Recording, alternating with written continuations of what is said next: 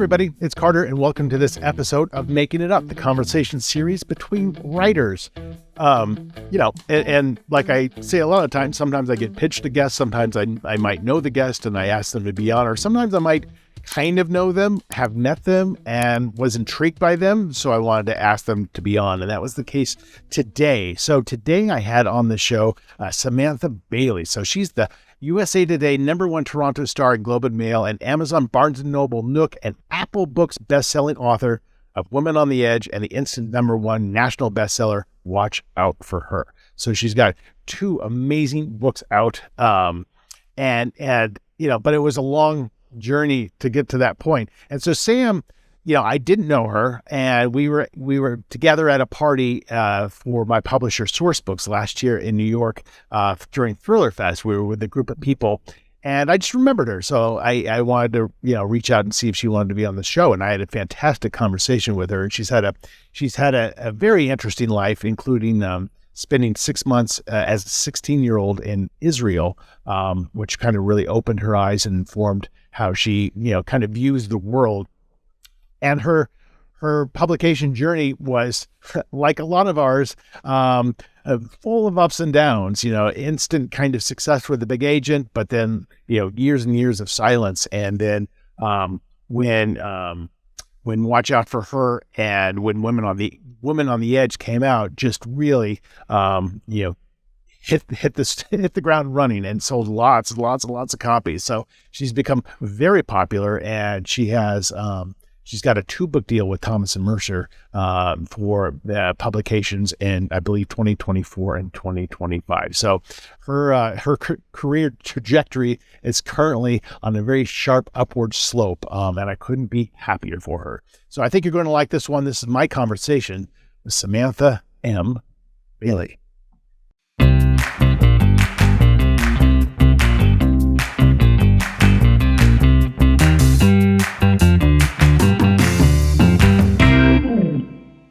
Hello. How are you?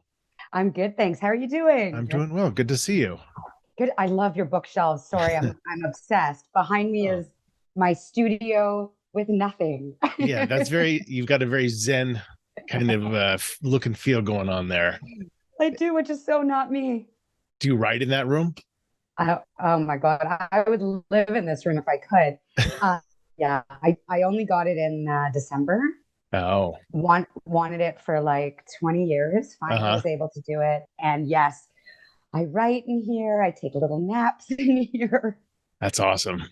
Do you find yourself, I talk to a lot of people, right? A lot of other writers, and I'm always curious to know about habits. Do you find yourself like, okay, I have to write in this room at this certain time of the day and everything's got to be just so, or you can just sit in your car and write or whatever? You have kids, right? I do. They're older. They're 19 and 17. Okay, so mine are almost 13 and almost 16. I think once you have kids, when it comes to your own life, there's no habit, there's no there's no way you can possibly set up any sort of life where you could only do things at a certain time, because it's impossible. Yeah, it is. It is. I mean, they do get to that age where it is, because now I just write at 5:00 at night, and that's the phone goes do not disturb. I go up to this little nook off my room and got my cocktail, and that's like kind of daddy's like time alone, where nobody bothers me unless they're like bleeding from the head or something like that. Yeah, mine are mostly there, but they'll text during the day, and then they just want to chat. They just want to chat or whatever it is. Yeah. I write generally. I usually get up about 5:30. Oh, you're one of those. I wasn't. I used to be a night owl, and nobody could wake me in the morning unless I had to get up. The pandemic changed me. I had no choice with both my kids at home all the time. But to find any pocket of time, and I fell in love with the morning hours. Yeah. That's interesting, because I'm a little bit the opposite, where I am not a night owl at all, and I used to only get up like 4:35 in the morning, and because I do love that, because you do feel productive about your day. It's like shit, it's 7 o'clock and I've gotten 3/4 of my stuff done Yeah. for the day. Yeah. But during the pandemic, I just started not setting an alarm. And I read this book about sleep, and it kind of had a great point. It's like humans are the only species that purposefully wake themselves up. And I'm like, that's really interesting. So I'm like, is that true? Yeah. And so I'm like, let me just let my body do what my body wants to do. And then, so I get up around 6:30. But I kind of gravitated towards writing at night. But you're up in Canada, correct? I am. I'm in Toronto, Ontario. Okay. Born and raised, or? Yeah, born and raised. I lived in, I'm also, I will say, I'm a dual citizen. Oh, My dad good for is you. from Queens, New York. Okay. Yeah. And at that time, when my dad, who's now 84, when, he had kids at that time, you just automatically got dual citizenship. And New York to me is like it just feels like my home when I'm there. It's just, yeah. But you can just be in Canada. That's so awesome. I mean, the fantasies I have about escaping to Canada. Really? Oh yeah. And can you see? Canada's amazing. I love it. I hate winter with every fiber of my being. I don't think you can see the window behind me. There was a huge snowstorm. My exercise is scraping the car, digging the where are you? I'm in Colorado, so I've got snow outside too, but it's a completely different thing. It's not brutal like Canada is. It's much more manageable. We get a lot of sunshine here. But yeah, so you grew up kind of in both locations, in New York and in Toronto? My dad left Queens when he was 27, moved here, and that was it. So I was born and raised here, but when I was 16, I moved to Israel for 6 months, and I went to high school there. Oh, wow. Yeah, which was a really interesting experience. Jerusalem. Uh-huh. Mm-hmm. I've been there. It's beautiful. Have you? Yeah, beautiful. It's an unbelievable place. It's kind of hard to wrap your head around a little bit. Yeah, and it's so different than people believe it is. What you imagine it to be, and then how actually cool. It's so cool. And you don't have to be, I'm not a religious person by any means, but I was completely like, just the energy there is crazy. It's just like all this shit happened in this square mile. It's kind of hard to really. Actually, my first published book was based on my trip to Jerusalem. Really? Yeah. It became my first thriller. Which one? It's called Final Crossing, and I had read about the idea of Jerusalem syndrome, where it's a real syndrome where people go there. I mean, it's super rare. People go there and they kind of go crazy, and they become highly religious, and they start believing that they're the Messiah. And as soon as they come home, it's gone. And my thought was like, well, what if it doesn't go away? What if you really believe? Like, so my villain had Jerusalem syndrome. But I just thought Jerusalem was an amazing place. What a cool idea for a book. And yeah, I'm not religious either, but it's such a spiritual place with such historical significance. Anyway, and at 16. Yeah. Yeah. Actually, I will say though, when my parents told me, I was in grade 11 or 11th grade, as you say in the States. And my parents said, we're moving to Israel for 6 months. And I said, no, we're not. And I called Children's Aid, which is Canadian version of child welfare services. Child welfare services, and I mean, because I did not want to. What was the reason for the move? Like, it was for my dad to do a sabbatical. Okay. Yeah. So I will say, actually, my dad is a rabbi, Reform, really awesome, open-minded, very liberal rabbi. Yep. And so he went to do a sabbatical. So we all moved there. And in the end, they pulled me kicking and screaming, and it was one of the most incredible experiences of my life. Like it's life-changing to do that at the age of 16. Yeah, that age in particular, you are so ripe for an inflection point in your life, and to have I have to literally go to another world and immerse yourself. I mean, did you learn Hebrew, or do you know Hebrew, or? Well, so funnily enough, everyone believed I knew Hebrew well enough to go to an actually like a Hebrew high school. It was all Hebrew. Everyone was Israeli. Oh my goodness. And so challenging. Yes, because it turns out I did not. I knew Hebrew. Yeah. I'd studied it my whole life. I could read it, I could write it. But the spoken aspect of it, it's so different when you're immersed. And I will say that while I was enrolled in high school and I went as often as I could to classes, the pull of everything else there was so enticing that my Hebrew was not bad, but I certainly was not learning it all from class. Yeah. Well, I mean, that's, what you learn in school is only a fraction of what you influences you in your life. Did you, I'm curious, and I'm always curious about, the journey of creativity within a person, and particularly a writer. And did that influence your creativity? Had you, prior to the age of 16, evidenced in yourself, like, wow, I really like storytelling, or I really love to read? Do you have that kind of moment? I submitted my first manuscript to a publisher when I was 10 years old. Oh my God. You're one of those. First rejection. Oh God, but it took me like 20 years for anyone to say yes. Now finally. So what was this manuscript of?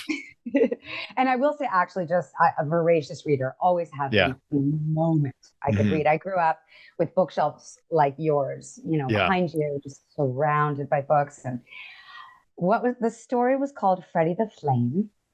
And you still have it, I assume, somewhere. It was about this flame.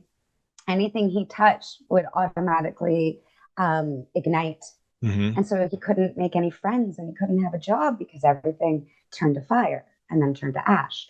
And so he lived this really lonely life until he met his ex-flame, Frida, who had the same special quality to her. And of course, they live happily ever after. And then he got a job on a coal train, which I don't even know if it existed at the time, but he was the one who set fire to the coal. And so, I mean, it was clear what the moral of the story was. And it was clear what I was trying to work out in myself. I would read the shit out of that story.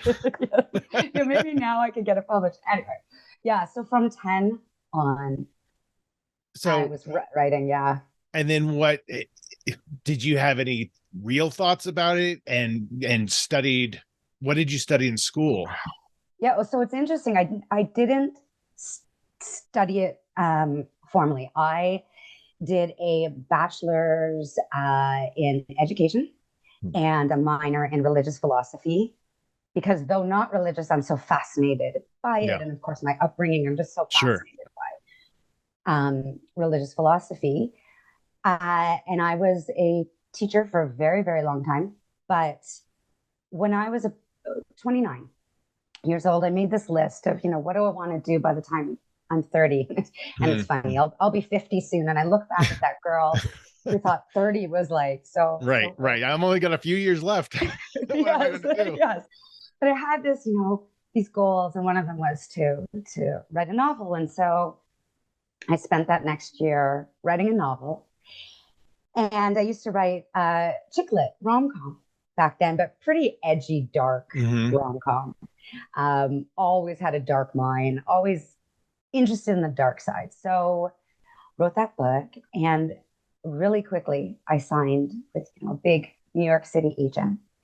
And I believed, it's crazy. But of course it didn't work out, because if anything happens that fast, in publishing, everyone has a rocky road. Everyone will have some things that will come easily, and some things are going to be such huge struggles. So that was my easy. My struggle came after, when no publisher wanted that. They didn't want the second book that I wrote. And so that, agents and I amicably parted ways. And I thought about, what am I going to do? I'm not giving up. I had this absolute iron will to be a published author. And so I decided I would start writing darker women's fiction. And then I had kids and it started to get darker. But all of this time, I couldn't find another agent, query. Nothing was happening. Well, it took me. Oh, sorry. Go ahead. I was just going to say, I want to stop just for a second because I want to get to where you are now. But I'm super curious about just this throwaway comment that you made, which is like, I wrote down that I'm going to write a book, so then I wrote a book. There's a lot in that, right? Because as you know, and with all the aspiring writers that you talk to, writing the book is the most difficult thing to do. And most people who have that exact same thought and that same goal don't ever do it. So without really, I don't know if you had experience up to that point where you were doing short stories or anything, but how was it that you just sat down and started typing? Pure compulsion and desire and passion. And that's what's fueled my entire career. Was I just wanted it so much. And that story, once I get the idea, while my first drafts suck. I mean, yeah, suck. Of course it did. Yeah. Yeah. I was going to say, I don't know how inappropriate I can be, but anyway, they suck. As inappropriate as you want. I was going to say they suck balls, but yeah, they totally. like really suck. But just getting those words on the paper, of course it was a struggle and it wasn't easy. And it's not like I sat down and back then I had all the time in the world. So it took about a year to write. Yeah. Before you're on contract and deadline and all these things, you have that first. But a year is still pretty fast. I mean, relatively speaking, like when you have a full-time job or whatever, writing, getting a novel done can be a years-long process for that first time. I will say at that point, I was doing a master's degree in applied linguistics and I had 2 teaching jobs. No, 2 jobs. Boy. Because I was young and so I was full of energy. But I had that list. When I put my mind to something, I'll do anything I can to get it. I don't know why. I guess I don't want to have any regrets. Life is so short. I love life so much. And I don't want to have any regrets about things that I didn't do. And so I just wasn't going to stop. So when you think back to it, was the goal just to write the book and then eventually became to get published? Or was the goal always like, I'm going to write a book and I'm going to have it published and come hell or high water, that's what's going to happen? That come hell or high water. It was at a time, there was this publishing company called Red Dress Inc. based in Toronto, part of Harlequin. And authors like Lynn Messina and Brenda Janowitz, these incredible authors who actually have become my friends since. If I could go back and tell that girl at the time, these women, these writers that you are devouring their books, they're going to be your friends one day. They're going to be your colleagues one day. Mm-hmm. I don't know if that girl would have believed it, but you'd go to the bookstore. Indigo is our biggest bookstore chain here. And along every wall were these Red Dress Inc. books because chick lit was all the rage. And you get that, I'm sure you have that feeling inside. It's like that excitement when you start a new story, when that feeling of just writing, wanting the passion for publishing and writing. It's this zing. So I got that zing and I would go to that bookstore. And that was what has carried me through these 20 years. Wow. So that was 20 years ago. Right. So you and I have been writing for about the same length of time. I'm 52 now and I started when I was 33. So, and not knowing anything about anything, like literally I just started writing one day as this weird, almost like a religious moment, to be honest with you. And my first manuscript took me 3 months. And it was terrible. And I've never written that fast before or since. And I think that's because it was so bad, it was easy to write. It's so true. It's so true. But I did get an agent with the same agent actually I'm still with today. But my first 3 books didn't sell. So going back to you now, the road of rejection, and that's particularly difficult when you have that big time agent and you're like, oh, all right, well, this is going as planned. And then you just have this like, desert wasteland of rejections and silence. That's tough. And a lot of people will, I'm sure, ask you like, well, and clearly it's your tenacity of why you kept going. But that's the other impediment to a lot of aspiring writers is they can't handle like, well, my book didn't sell, so I guess I'm not going to do that ever again. And I can't wrap my head around that because I'm like, I like to create stories, so I will just start working on something else because this is kind of fun. Well, I want to answer that, but then I have a question for you first. Were those first 3 books thrillers? They were. I didn't know I was writing thrillers. My agent's like, you're writing thrillers. I'm like, oh, okay. I just like conflict. So I was writing really dark stuff, edging into horror, as some of my books still do, but not quite as much as my earlier ones. But and all my books are standalones. So those were all standalones, and they just nobody wanted them. But I learned when you have an agent, as you know, and they're sending it out to publishing houses, they're reading your books, and you get a really nice, not form letter rejection. They write you and tell you explicitly why they don't like your book. And that's a gold mine, right, of information. So I really took that to heart, and I studied those rejection emails and be like, what is the common thread here? What am I doing wrong? And I really applied that. And then my next book sold. So, but that's a years long process. Yes. But I think that actually goes back to your other question. I think edits, critiques, revisions, that's where the gold and the magic is. And I think what stops people it's fear. I think it's all fear. Mm-hmm. Writing, creating art. There's so much self-doubt. There's so much imposter syndrome. And vulnerability when you first show it to somebody. It's paralyzing. To this day, I get the sweats waiting to hear what my agent thinks about my manuscript. I'm like, oh my God. Oh my God. Anyone. And then when you publish it, and then it doesn't belong to you anymore. So I think it's fear that stops everyone. And in my actual real life, I am terrified of so many things. I hate roller coasters.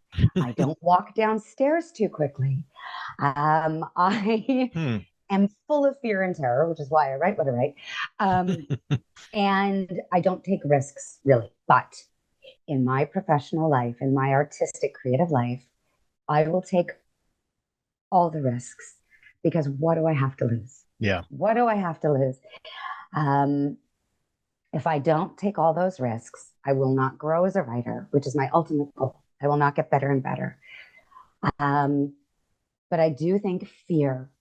So if people can get over that fear, and I think to get over that fear, you need a very strong support group behind you of people who believe in you, people who are, that the author community. We have this incredible author community of people who say, I know how you feel. Yeah. I've been there. You've got this. Like that is magic too. I mean, I've done probably 80 of these podcasts, and that's everybody says that.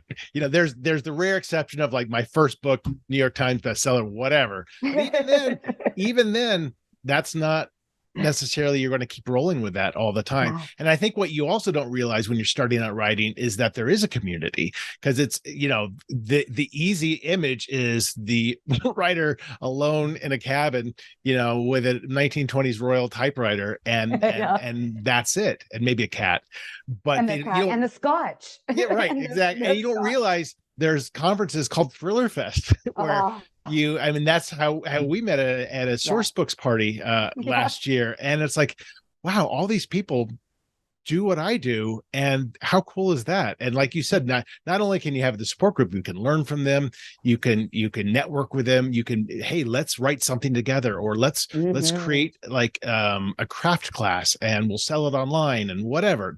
There's so many opportunities. It's kind of mind blowing. But I also think what was important for me was not having an ego in terms of writing. As much as I might have an ego in other things, I didn't know what I was doing. So it was very easy to get a rejection. I'm like, well, of course you're rejecting me. I literally don't know what I'm doing. So, if you thought you were like amazing and then you kept getting rejections, that's a lot harder. So for me, it wasn't hard because I just almost expected it. Getting rejections after success, though, that becomes a little bit more complicated. It's brutal. And what my agent is Jenny Ben. So ultimately I found an agent who is absolutely just by my side and just an absolute fierce, protective, tough as nails, amazing advocator. Jenny told me years ago when before Woman on the Edge came out, right? We had met in New York. I was there for BEA at the time. I don't even think I knew Thriller Fest even existed then. Right. And Jenny said, whether it's your first book or your seventh, it never gets easier. and at the time I was like, God damn it. But that has stuck in my head ever since. And so it protects me. I have a very tough skin again in my professional life. But it has really protected me because then I know to expect the unexpected. Don't anticipate anything. Like really don't have expectations because things are going to work out, at least for me, differently than you could ever have imagined. You can't imagine. Yeah. No. And also the expectations of like, I'm going to be incredibly wealthy once that's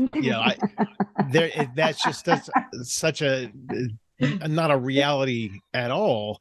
And you really have to kind of embrace that. You have to say like, okay, maybe I made a few $1,000s last year as a writer and that's terrible. And then you look at like, oh my God, I have a published book and that's in the, 95% of writers probably don't ever have that. So you have to appreciate, your achievements.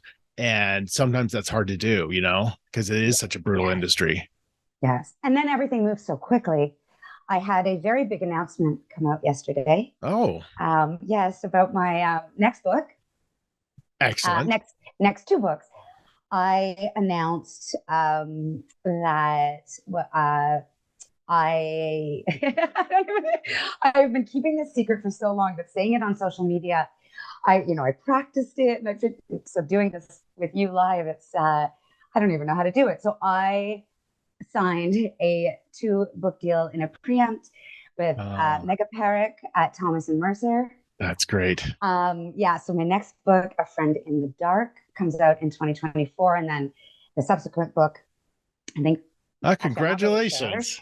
Thank you so much. I've been keeping it in for so long. That's so exciting. Yeah, and I'm so excited to do it, Thomas and Mercer, because oh my gosh, I have so many friends and such incredible authors with Thomas and Mercer. But even that, like this amazing, I got to finally celebrate it, but I'm in edits on the book, Yeah. So I have to focus on that. Yeah. I've got the kids. I've got like whatever else is going on. There's always the next. Right. But that's also nice to have that knowledge of they've committed to this. Yes, you got to write it, but because most of my career, it's been like, I just write what I want to write and hopefully my publisher will like it. And, going back to taking risks, I took a risk with the novel that's coming out next year.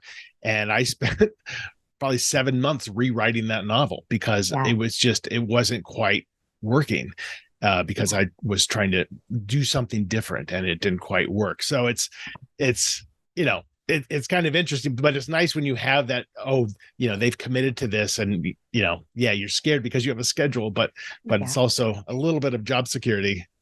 Oh no, it's a massive relief. It's stability. I do believe that we should be able to have financial stability and independence through our work. 100%.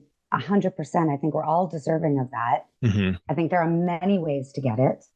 It is my ultimate goal as well, besides writing the very best book I can, is to really be able to support my family. I have a husband and he has a job, but I want to be independent and to know that I can support myself and my family and just live independently and do this on my own with my work. Yeah. Yeah. Yeah. And that is the ultimate goal. And of course, it's the ultimate goal for me too. It's just when you look at the reality of it, Yeah. it's like, Yeah. it's just, wow, Yeah. it's funny because even like you get a film or TV option, which is great, it mostly never amounts to anything. And like, even if they make that first episode, it's good money, but it's not like I can't live on this, but it's cool. So, and it's so funny when everyone thinks that like you just write full time because you have maybe one book out. I'm like, oh no, that's no, you find a way to do to make room for it all. So what was it like when that first book came out? That must have been just I jaw dropping. Well, the whole experience of it's going to make me very emotional because it was unlike anything I had imagined. So, Woman on the Edge came out in Canada first in November of 2019, before the pandemic existed. Mm-hmm. It hit number one in Canada. That's great. That's and it was the Indigo Staff Pick of the Month. It was the shot. Anyway, it was just the love and support. And what happened with that book after 20 years, 5 books written, to walk into the bookstore and finally say to my kids, "There's Mommy's book." Yep. They were little at that time. Well, not little. They were like 9 and 12, but they had, their whole lives heard every time I went into a bookstore, "Mommy's book is going to be here. Mommy's book is going to be here." To show my kids that if you work hard and you believe in yourself, that you can actually do anything, was a feeling unlike anything else than totally. I could ever imagine. However, then it came out in the US in March of 2020. Of 2020. Yeah. Well, everybody started to read then. That's true. And that was very helpful. So ultimately it hit the USA Today bestseller list. So all of these things were, these experiences that to this day, had another book out and now have another book coming. They don't feel real. I repeat them in my mind to remind myself of what has happened so that when I'm writing that next book, editing that next book, I know I can do it because I've done it. And also to remind myself how incredibly lucky I am, because a lot of success, I believe, it is luck and it is timing. And I'm no more deserving of whatever it is that I have achieved. I'm really not. That's not me just saying that. Any author I know who has enormous talent, everyone deserves it. It is so much luck. Well, to be fair, there's some shitty books out there. So I will say, and I know you're being very humble and you're being very honest, but I would say that, there's some reason some books never sell. And there's some reason people self-publish. And I have nothing against self-publishing, but I think there is some kind of poor content out there, but you're totally right. It is, a lot of this is about luck and it's about gratitude because, I've got 8 books out and my 9th is next year. And it is easy to say like, well, I wish I was like at this station, or, this person's doing something that I'd rather be doing. You got to just step back and like, Jesus, I have 8 books published and just appreciate that. And sometimes it's hard to do that. You get a little jaded, but I really do try to make it a practice of just having that for not only that, but all things in life. Right. So I had a friend who just passed away, and now I'm at the age where like, sorry, people I know are dying of heart attacks. And my son's, and some other stuff happened this week. And my son's like, he's like, "Oh, you're really not having a great week." I'm like, dude, I'm alive, man. Like, I am grateful for my health and I'm great. And I'm sad for my friend, but it does make you just appreciate things. And to be able to sit down and have a creative outlet like writing there's nothing like it in the world. Yeah. I completely agree. And your books are award nominated and award winning. So that is also, thank you. Huge accomplishment. And I think the gratitude is so important. And you said something also extremely important, that comparing, that will be someone's downfall. Totally. If they compare, because first of all, it doesn't matter what anyone else is doing. this is your journey. It's your life. It's your passion. It's your path. It doesn't have anything to do with anyone else. Everyone has different goals and different dreams, and this is yours. You don't know what's going on behind the scenes. You don't know how hard that person worked to get where they got. Everything seems like an overnight success online. And even if it's an overnight success, then we celebrate that. We have to celebrate that. Every time you're talking about TV and film before, every time Kathleen Barber's show, Truth Be Told, gets picked up again by Apple, I literally dance because it is so hard for that to happen. And she's such a wonderful writer. And so when something amazing like that happens, when we know how hard it is for that to happen, all we need to do and all we should be doing is celebrating. Yeah. Because what every other person achieves is inspiration for us to know all the endless possibilities of what's out there. And life is so short. Like you just said, every day could be our last. Right. We don't know. Right. Totally. And you're totally right about comparing yourself to others. I would say, though, I think it's important to learn from others. And because you have the whole aspect of the act of writing and creating a story. And that's one part of the equation. The other part of the equation is the industry itself. And so, but you're in the silo of like, I know what my editor does and what my publisher does and what the PR team does. So I've actually, made friends and had called them and say, can we schedule an hour where I can just learn about your experiences with your publisher and just to compare notes, because you don't know. And you have to, I think you have to understand what's achievable. And you can only do that by and it's one of the reasons I started this podcast is because I'm fascinated to hear about people's experiences publishing and compare them to mine. Because they can be vastly different, and it can give you an idea of like, oh, maybe that might be an agent I want to talk to, or that's interesting that they took this route. I never would have thought of that. Yeah, I'm going to say actually Thriller Fest for me changed so much in terms of the risks that I decided I was going to take with my next 2 books that will be coming out. And it was exactly that. It was speaking to authors at Thriller Fest who I'd never had the chance to meet in person. Mm-hmm. It was this level of trust and this level of camaraderie and just this feeling, the thriller author community is a very genuine, warm, welcoming place of people who truly just want to help each other. Right. We just want to help each other. We really are a family. And so many authors there who I had that time with, who told me their experiences and what, perhaps might help me, particularly in the US, right? Being a Canadian author. And it really changed everything for me. Those authors who took the time and honestly, sat with me and gave me all of their ideas and their experiences. So I owe them a debt of gratitude for everything that I now. And thriller writers are the nicest people in the world. Nice. Like it's to a person, I've never met an asshole thriller writer. They're all that I've networked with. They're all just genuine and caring and sympathetic and willing to help. I mean, nobody's backstabbing. Nobody's like, because, it lifts all boats, right? So if I sell a book, it's not taking away from somebody else's book, so most authors are very willing to just collaborate or talk or shout out to your book on social media. It's fantastic. So. And I think we're also twisted. Yeah. Right. And we're also twisted. I think also generally we're a little bit older.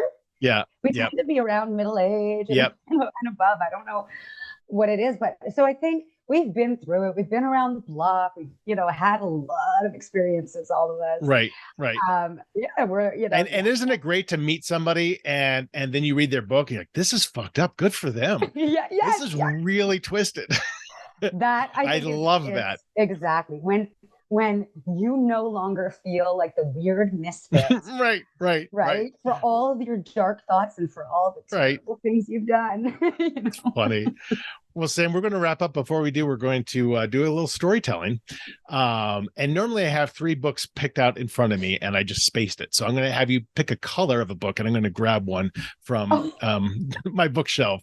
So what color book should I grab? Oh gosh.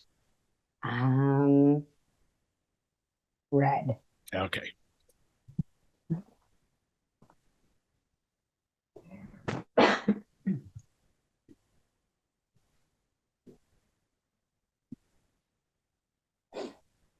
I don't think I've used this one before, but I've got Grisham's The Rainmaker, a classic book. So give me a page between, 1 and 600. I didn't realize it was so long. It's 600 pages. It's 600 pages for the paperback. Flew through that years ago. Yeah, me too. Okay, so between 1 and 600. Mm-hmm. Okay, so 333. That's a good page, I'm sure. So I'm going to quickly scan it and find what it's a lot of dialogue.